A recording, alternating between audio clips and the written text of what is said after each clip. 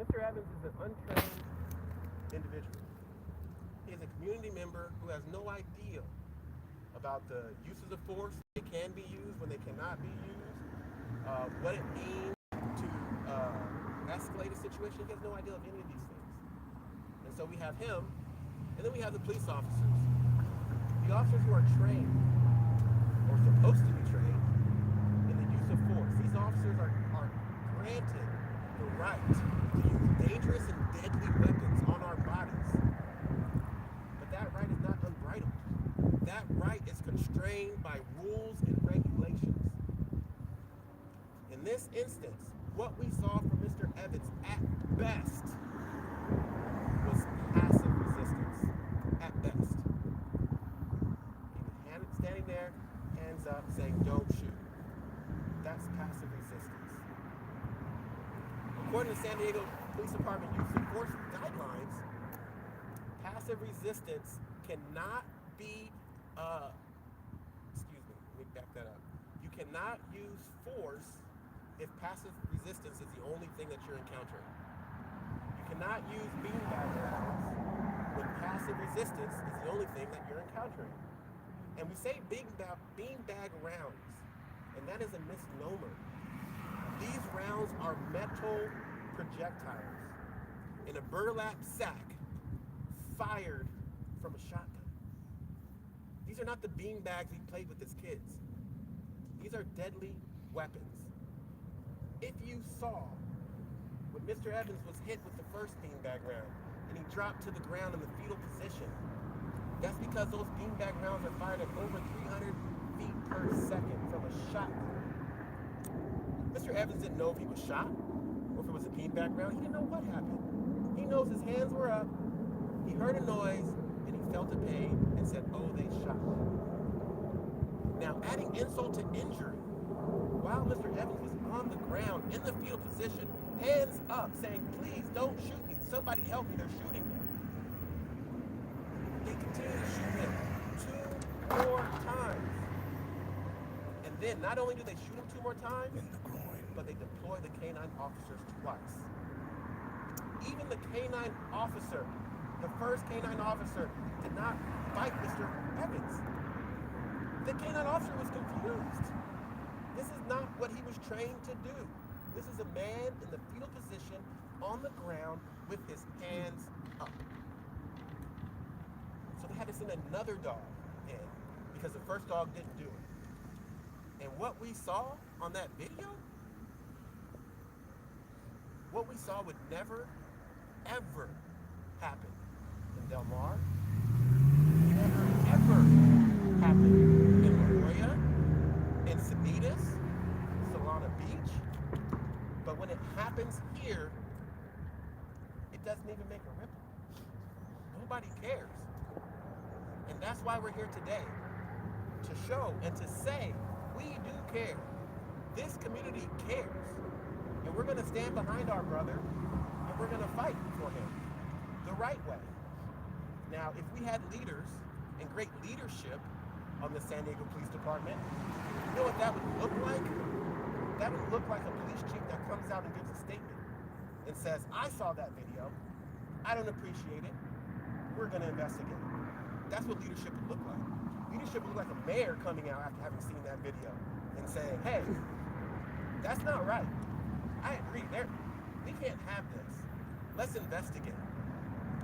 San Diego Police Chief, if he was a good leader, would have set these officers down because there was more than one officer involved. This was a group of officers, including supervisory officers. If we had a good leader, that San Diego Police Chief would set them down, at least on administrative leave while he figured it out. At least come out here and say something to us, the community that's harmed by these practices. But we don't get that. We don't get any of that. And so instead, we have to get a private lawyer to come out here, hold a press conference on the day that he intends to file a claim form with the city so that Mr. Evans can get his cup of justice. If you can watch that video and not be internally turmoiled, then I say you are looking at the video wrong. Look at the video again. Now Put yourself in that video. Put your son, put your nephew, put your brother, put your uncle. And then tell me that something wrong didn't occur here. So again, thank you for coming. The point of today was to make sure that we let everyone know that we are filing a claim form with the San Diego County or San Diego City against the San Diego Police Department in hopes that Mr. Evans can get his cup of justice. And just standing behind me here, I have the family members of Mr. Evans. I have his mother here to my right. I have his uncle here right to my left, who was present. Imagine the terror of watching your loved one shot multiple times and have a dog sicked on them. These kids behind me, they were there. They had to watch and hear and listen. How does that impact the child growing up? These are the type of impacts that happen in this community. And I'm going to say it's over. We are tired of it. It's not happening anymore. And when it does, I'll see you in the courthouse steps. I also have a community leader here. Mr. Michael White wanted to make a couple suggestions, a couple comments. Mr. White, grown up in this community and has dealt with the community, and he stood up for his right to he sued the police and everyone himself. Mike. Hello, everyone. My name is Michael White. I've been in the community, but I'm first and foremost a Southeast San Diego community member. I watched that video about 30 times, and every time I did, it made me madder and madder. The guy didn't even have on socks. You can clearly see he was unarmed. What more did you want him to do? You got 8 officers right there. Nobody could walk up and cuff him up. And on top of that, you shoot him 3 times and sick a dog on him. And the dog, he couldn't get the dog to let go of his arm from him. It's crazy that in this time and age that this stuff is still happening, but it does. Like Dante said, I also had a lawsuit against the San Diego Police Department and won. So I just want to say out there, we're not going for it.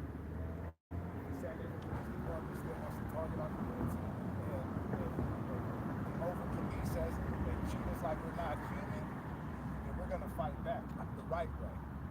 We're going to write complaints, we're going to sue, we're going to do what we got to do because we're not going for it anymore. So if you watch that video and don't get mad like Dante said, it's like embarrassing, you know what I'm saying? It's like crazy. And I'm kind of emotional about it because it happens all the time in Southeast. This isn't nothing new. This was happening to me in 1991, 92. Beanbag rounds hurt. I got hit with them before. They really do hurt. And we need to have justice for him. Justice for Mr. Evans. San Diego Police Department. We'll see you in court. And so, any questions? Mr. Evans is healing.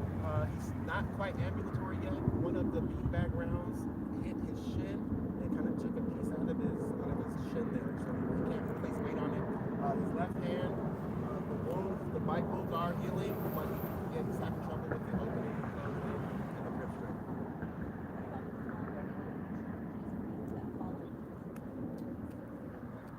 Yeah, we don't have any information as it relates to the call. Nobody was arrested, but what we do know is when police arrived, he was unarmed, hands up, and I would assume that police think there's a gun at every scene they go to. That's how they conduct themselves. So this scene shouldn't have been any different than any other scene, from my estimation. Yeah, he had a bite and tearing injuries in his arm. He has some tendon injuries as it relates to this forearm here, and then just an impact injury on his sternum or his rib cage here, and the leg injury on the shin. The leg injury has to be wound care, has to be dressed twice a day, take off the wound, take off the dressing, apply stuff, and put it back on. So, yeah, I think it's a bruised rib, a deep bruised rib, because he still has trouble breathing, like deep breaths. He still has issues with that. 3 times he was shot. There's 3 there's 3 impacts that I know of. There's the one on the chest, there was one on the leg, and then there was one like the abdomen area.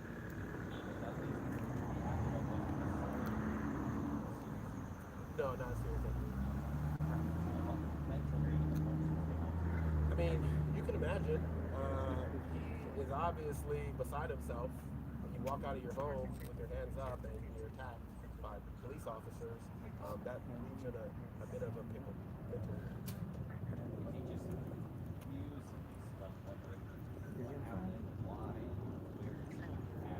Yeah.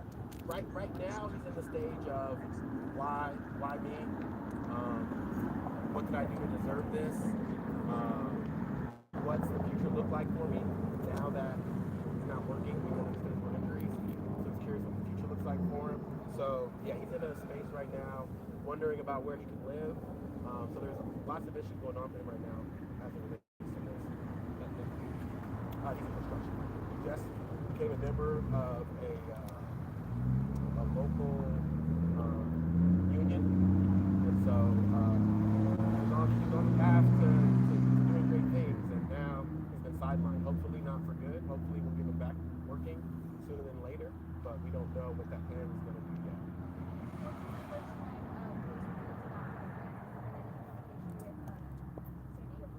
Well, I don't know if it was the first time police were called to the residence or not. I haven't had any discussion with the police officers or SDPD. I do know that a SDPD officer did also file a complaint. Officer Johnny Cochran. I appreciate you for that, Officer Cochran, stepping out front and doing the right thing. He saw what I saw. He saw what everyone else saw, and he stepped up and made a complaint about it. Officer Cochran wrote an internal complaint to the police department. I got a copy of it because I was on the email list for the community parole or police board or something, and I got a copy of it. Yeah, community police practices, and I got a copy of the complaint in which Mr. Cochran lays out the fact that these officers shouldn't have been firing those weapons in that instance or deploying those K9 officers in that instance. At most, they could have approached them. They could have sprayed him with pepper spray. But I just think they should have just approached him. There are multiple officers there. He could have just approached. He wasn't displaying any type of aggressive behavior whatsoever. And honestly, if you think about it, how does releasing the dog make the situation safer? I mean, it doesn't. Because now we're focused on this dog and this bite and this.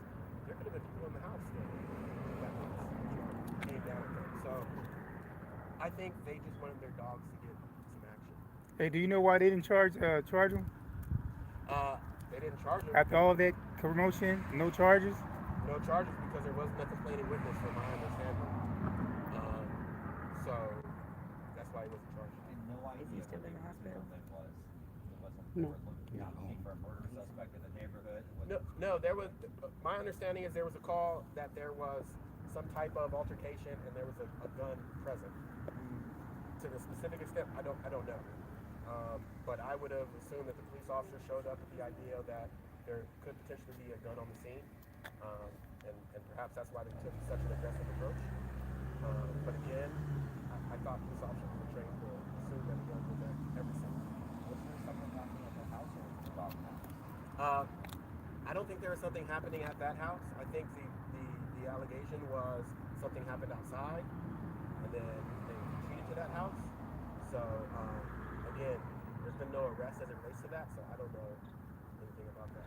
How many family members were present? And how many saw what happened? I believe there were 8 people in the house at the time.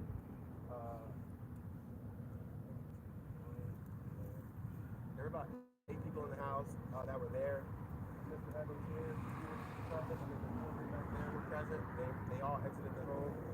Mr. Evans was actually on dialysis and had to unhook his dialysis in order to come outside. So, yeah, everyone was complying with the police officers' suggestions and instructions.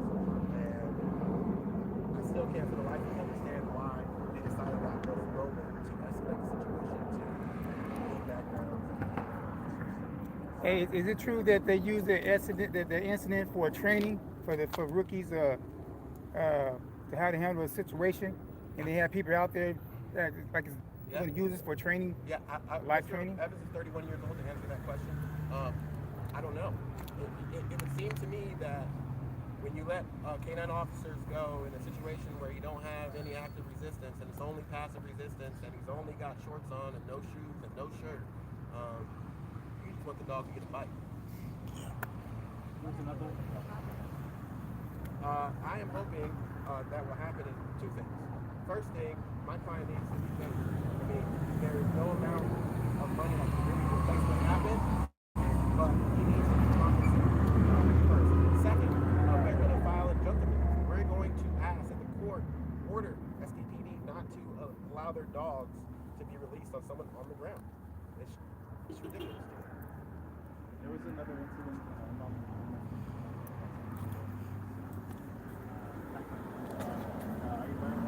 Yeah, I saw that incident too. And the only difference in that instance, that instance was active resistance. She had already completed a police chase. They had chased her. She got out and then kept running. I still think the use of the dog was ridiculous. You have 4 grown men, large men there, and then they just walk up next to her and let the dog go. Again, I think the use of dogs in general is ridiculous and silly. And I'm more used to seeing them, attacking people that look like me, which makes it even worse. Yeah.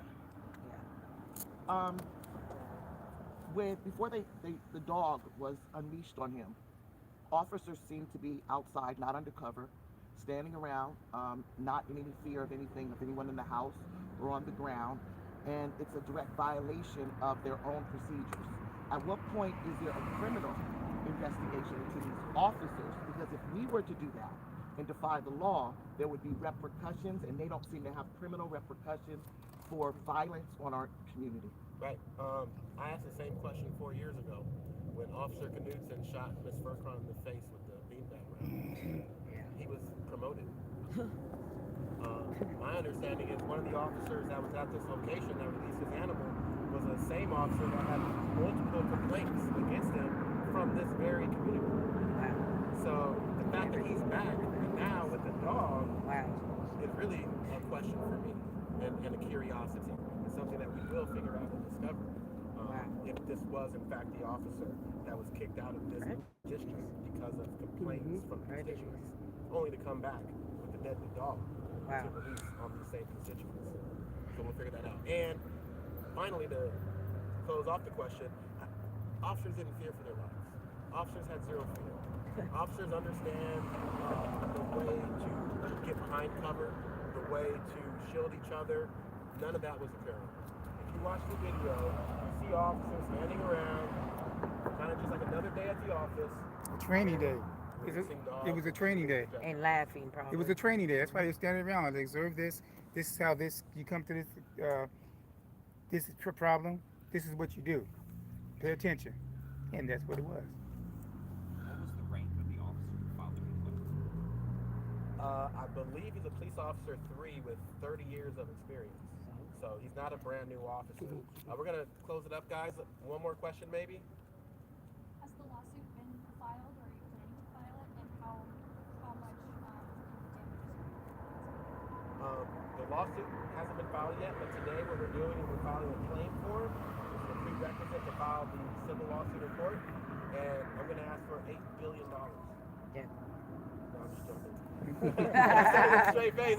Yeah, she got nervous. She got nervous. He deserves that. He deserves $8 billion. He deserves it. Yeah. What is it called? What is it called? What is it called? What is it? One is called. But I will say this. Hold on.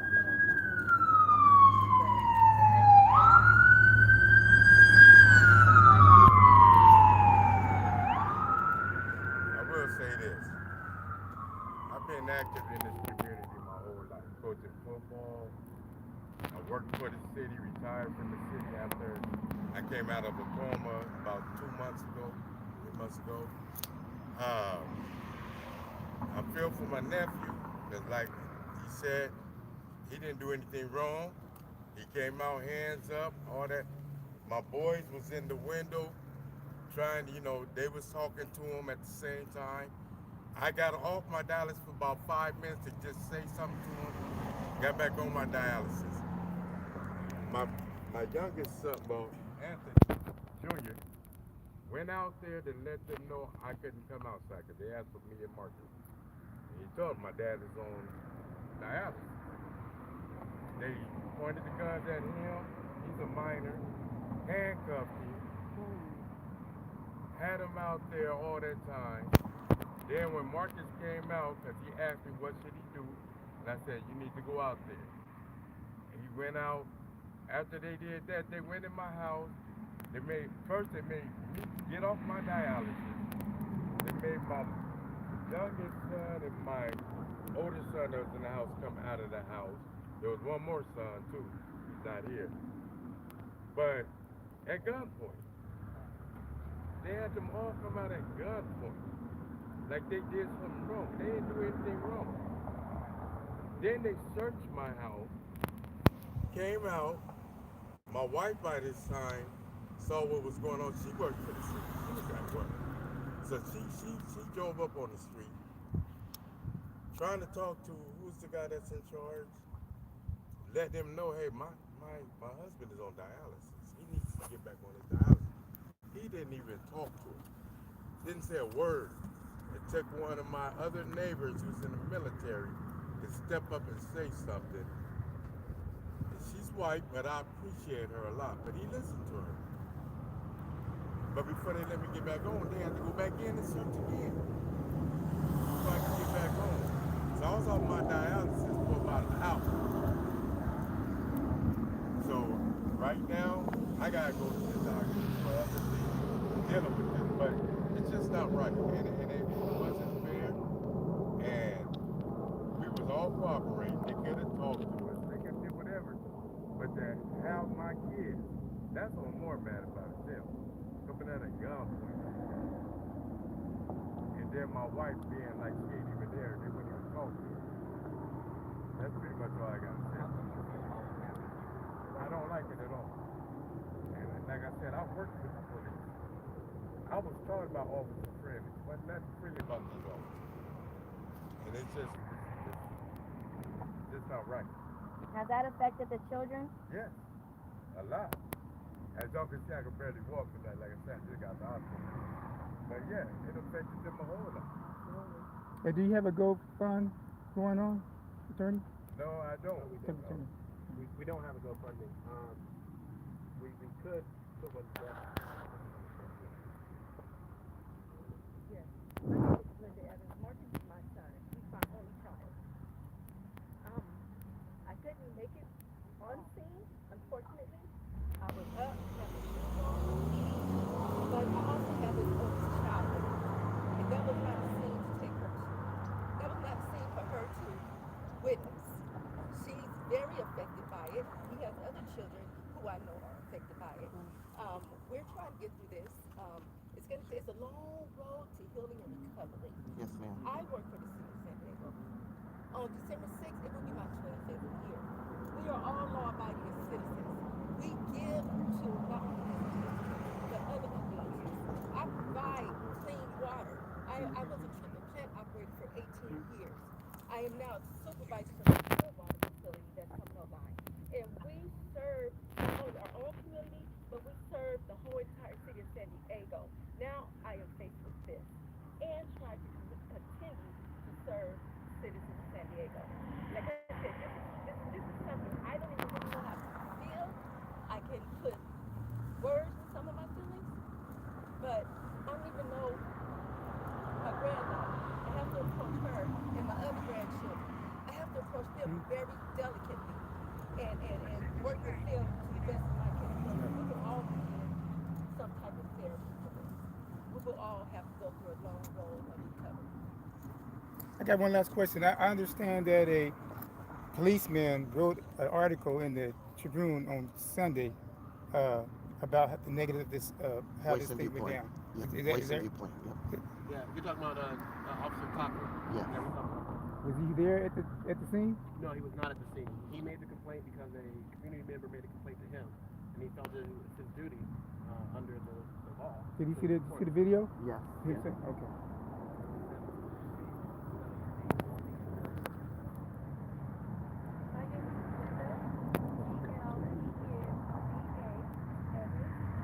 The dog? I don't. Have you? Can you get that? Dante.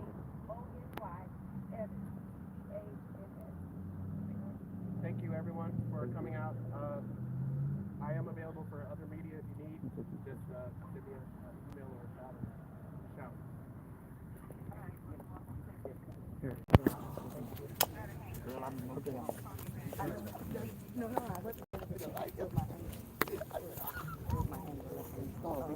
What's up, sis? That's what I wanted.